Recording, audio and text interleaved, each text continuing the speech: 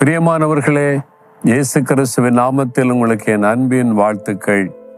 இந்த நாளில ஆண்டவர் இயேசு உங்களோடு கூட ஒரு விசேஷமான காரியத்தை குறித்து பேச போகிறார். அதனால கவனமாக இந்த வார்த்தையை கவனிங்க. அதுக்கு முன்னால இந்த மலைப்பகுதி தெரியுது, அது எங்கன்னு பார்க்குறீங்களா? இந்த மலை சவுத் ஆப்பிரிக்காவில் கேப்டவுன் பட்டணத்தில் கடலை ஒட்டி இந்த மலை தொடர் அமைந்திருக்கிறது. அதுக்கு பின்னால பார்க்குறீங்களா, ஒவ்வொரு மலை முகப்புகள் 12 இருக்கிறது. அதனால இந்த இடத்துக்கு பெயர் 12 அப்போஸ்தலர்கள், 12 apostles என்று சொல்லி இந்த மலைக்கு பெயர் வச்சிருக்கிறாங்க.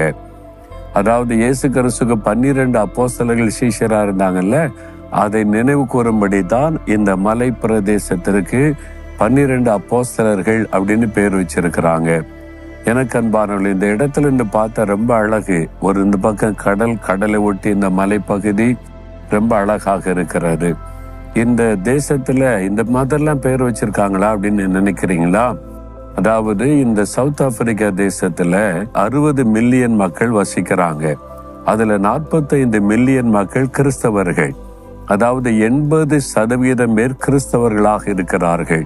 தேசத்தை ஆளுகிற பிரசிடென்ட் கூட கிறிஸ்தவர் தான். சுமார் 2 லட்சத்துக்கும் அதிகமான சபைகள் இந்த தேசத்துல இருக்கிறது.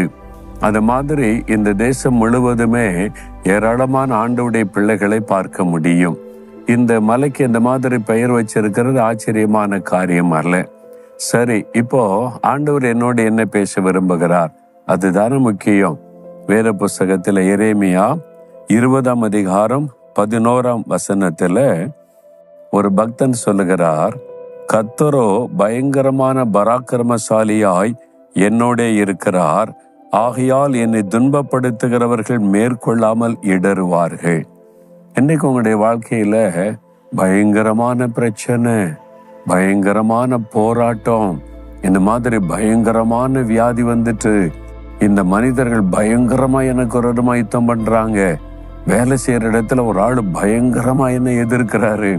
இந்த வார்த்தையை நம்ம பயன்படுத்துறோம் தானே, நிறைய பேர் பயன்படுத்துவாங்க. பயங்கரமா இருக்குது ஐயா இந்த பிரச்சனை அப்படிலாம் சொல்லுவாங்க. பயங்கரம் என்கிற வார்த்தை நம்மை பயப்படுத்துகிற ஒரு காரியமா இருக்கிறது. ஆனா அடுத்த பக்கத்துல பாத்தீங்கன்னா, நம்முடைய தேவன் பயங்கரமானவர். அவர் பயங்கரமான காரியங்களை செய்கிறவர். தன்னுடைய ஜனத்திற்காக கடலை கூட 2ஆய் பிளந்து பயங்கரமான காரியம் செய்வார். அந்த கடலுக்குள்ள எதிரிகளின் சேனையை அமிழ்த்து போட்டு பயங்கரமான வெற்றியை எடுப்பார். அவர் பயங்கரமான தேவன். அவர் பயங்கரமான பராக்கிரமசாலியாய் என்னோட கூட இருக்கிறார் என்று பக்தன் சொல்றான். நீங்க சொல்லணும், கர்த்தர் பயங்கரமான பராக்கிரமசாலியாய் என்னோடு இருக்கிறார். அதனால எனக்கு விரோதமாய் எழும்புகிற சத்துருக்கள் வெட்கப்பட்டு போவாங்க. எப்படி என்ன ஜெயிக்க முடியும்? எவ்வளவு பயங்கரமா அவங்க எழும்பி வந்தாலும் என்னுடைய ஆண்டவர் பயங்கரமான பராக்கிரமசாலியா என்னோடு இருக்கிறதுனால என்ன ஜெயிக்க முடியாது. அவங்க தோத்து போவாங்க, வெட்கப்பட்டு போவாங்க. அப்படிதான் அந்த பக்தன் சொல்லுகிறார். இப்படி அநேக சம்பவங்கள் வேதத்தில் எழுதப்பட்டு இருக்கிறது. உங்க வாழ்க்கையில கூட இன்றைக்கு ஏதோ ஒரு காரியம் உங்களை பயப்படுத்துகிற பயங்கரமான பிரச்சனையாய் வந்திருக்கிறது. ஆனா ஆண்டவர் சொல்லுகிறார், அதெல்லாம் ஒண்ணுமில்லாமல் போய்விடும். நீங்கள் பயப்படுகிறபடி ஒன்று நடக்காது.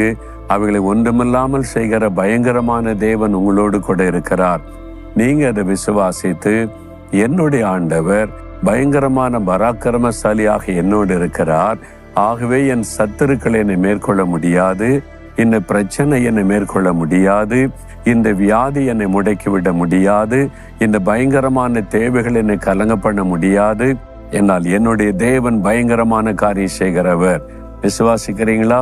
அப்படி சொல்றீங்களா? அப்படி சொன்ன உடனே காரியம் மாறும். பாருங்க, ஆண்டவரே, நீர் பயங்கரமான பராக்கிரமசாலியா என்னோடு இருக்கிறீர், ஆகவே என்னை பயமுறுத்துகிற எந்த பயங்கரங்களும் என்னை மேற்கொள்ள முடியாது. இயேசுவின் நாமத்தில் அவைகளை நான் மேற்கொள்ளுகிறேன். எனக்கு விரோதமாய் எழுங்குகிற பயங்கரமான சத்துருக்களை சிதறடிக்கப்பட்டு போகிறார்கள். இயேசுவின் நாமத்தில் ஆமேன், ஆமேன்.